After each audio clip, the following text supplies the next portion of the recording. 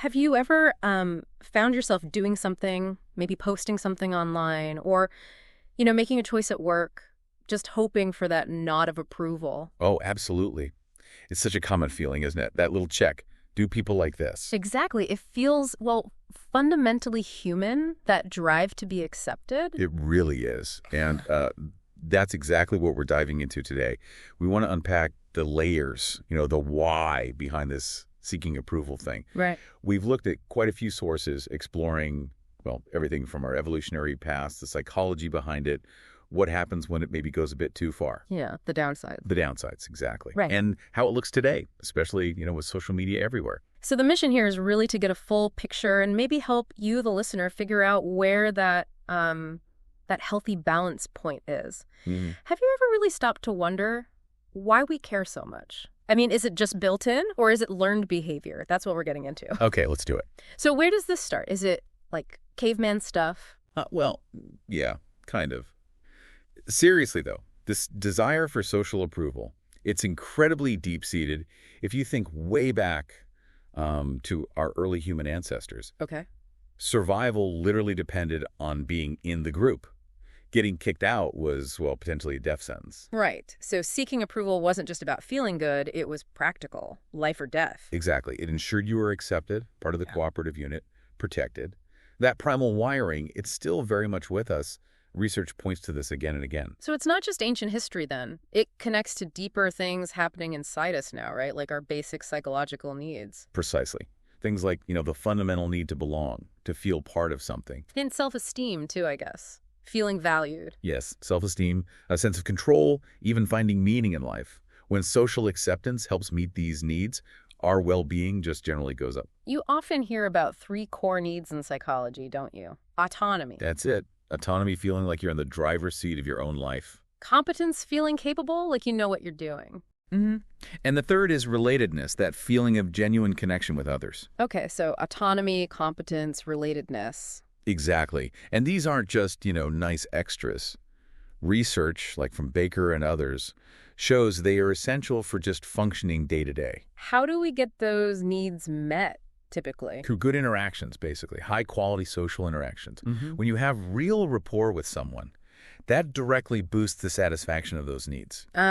So that's why a really good conversation just feels good. It's hitting those core needs. You got it. It's fulfilling something fundamental. Okay, so we need approval. It's wired in. It meets core needs. Got it. But, and this is the big but, isn't it? We all know that feeling. Maybe spending way too long crafting a tweet or, not speaking up in a meeting because you don't want to rock the boat. That's when this drive can kind of take over, right? Absolutely. It's a slippery slope. So what happens when seeking approval goes into, overdrive?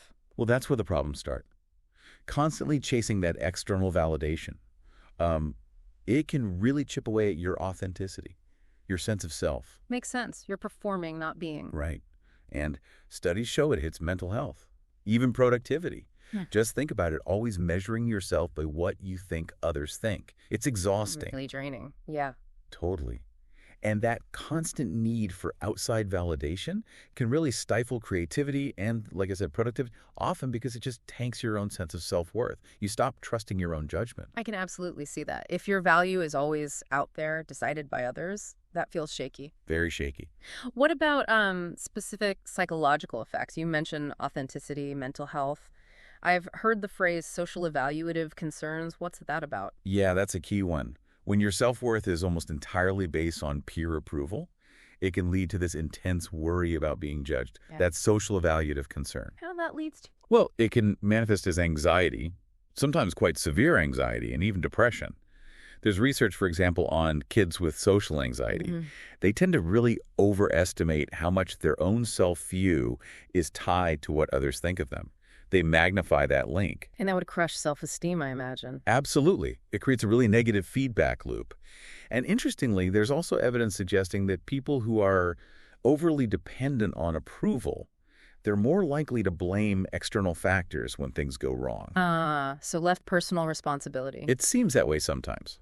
It's easier to blame the judges than your own actions if your worth depends on their verdict. Okay, so this is clearly not about saying, don't care what anyone thinks. That doesn't seem realistic or even healthy. No, not at all. It's got to be about finding the sweet spot, a balance? That's the million-dollar question, isn't it? Finding that balance. And it really does depend heavily on the context. When is it appropriate or helpful to seek feedback versus when do you need to trust your own compass? And that internal compass, Yeah. self-approval, basically. Yes. Developing strong self-approval and what psychologists call intrinsic motivation, doing things because you find them valuable or interesting, not just for the applause. That's absolutely critical for emotional well-being. Westover's work highlights this. But let's be clear, there is a good side to social approval, right? We're not saying become a hermit. Definitely not. A certain level of seeking and receiving social approval is, well, good. It's how we build healthy relationships, collaborate effectively, feel part of a community. It greases the wheels of society, in a way. You could say that. And think about social support, from family, friends, partners. Research by Shin and Park shows this kind of support is huge for our psychological well-being. Because it taps into those core needs again. Exactly. That support helps fulfill our needs for autonomy, competence, and relatedness. It makes us feel connected, capable, seen. Okay, now, we have to talk about the elephant in the digital room, social media. Ah, yes. The great amplifier. It seems built for approval seeking, but it feels complicated. It promises connection, right? But does it deliver? That's the paradox, isn't it? It's designed, theoretically, to foster intimacy and connection, but so often the experience feels more like, well, loneliness or just superficial interactions. Yeah, like scrolling through a highlight reel. And what we see, research confirms this, is that people who already have a high need for social approval, they're more likely to really craft those public profiles. To get the likes. To get the tangible feedback, exactly. The likes, the comments, the shares. It's a very direct, quantifiable way to seek validation.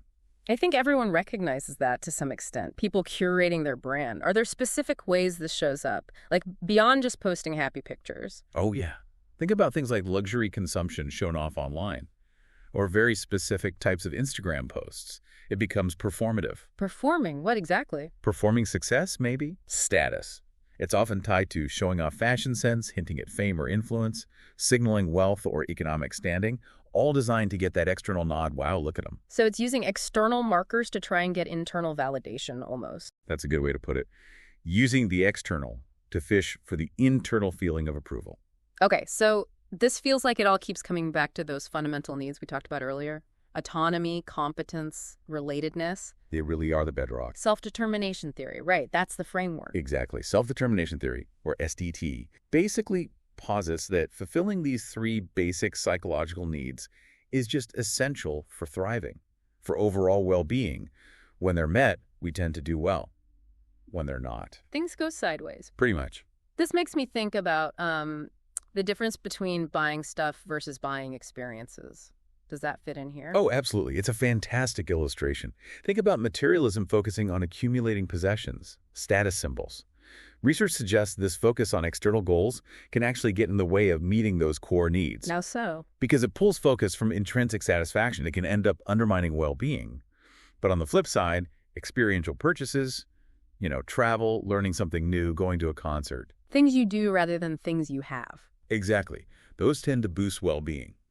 And a key reason seems to be that they directly satisfy those psychological needs. Maybe autonomy in choosing the trip, competence in learning the skill, relatedness in sharing the experience. And maybe less comparison. It's harder to compare my specific trip to your specific concert. It's another fascinating finding, yes. Yeah.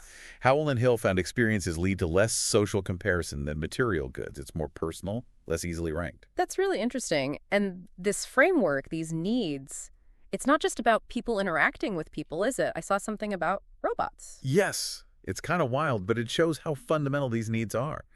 Researchers are now saying that even when we design social robots, maybe for elder care or companionship, okay, those robots will be more effective and better for human well-being if they are designed specifically to support the user's sense of autonomy, competence, and relatedness. Wow. So even our relationship with technology is filtered through these core human needs. It really seems that way. It underlines just how universal they are.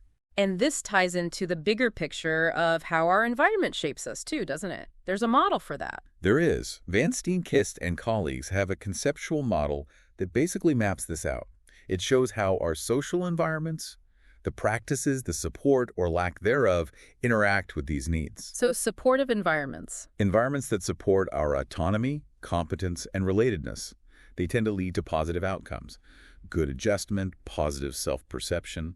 And environments that block those needs. Need-thwarting environments, as they call them, often result in need frustration, and that can lead to maladjustment, defensiveness, ill-being. It really shows the power of our surroundings in either nurturing or hindering these fundamental psychological requirements. Okay, so wrapping this all up, it seems clear the need for social approval isn't something we can just switch off. It's deep.